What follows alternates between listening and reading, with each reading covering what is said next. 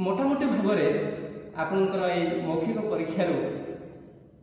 विचारक माने तीनोटी दिग को विशेष भाव ध्यान दियंती जेमिति कि आपणकर विषय केते दक्षता रही सेटा से माने जानिबे आपणकर डेमो क्लास जो प्रश्न उत्तर जो वार्तालाप हबो प्रश्न उत्तर समय रे आपणकर जो उत्तर प्रदान करिवार शैली केमिति गोटे प्रश्न को आपण शुणुछंती केमिति उत्तर प्रदान करुछंती सेही शैली को से अनुध्यान करिवे एवं केते दक्षता अछि सेही अनुसार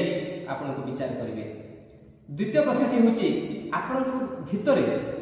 सेही जते बेले आपण 10-15 मिनिट तांको सहित बितेइबे आपण उत्तर प्रदान करिवा भितरे केते मात्रा सकारात्मक चिंतन अछि एवं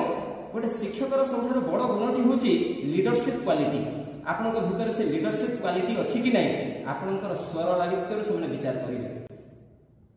एवं तृतीय कथाटी होची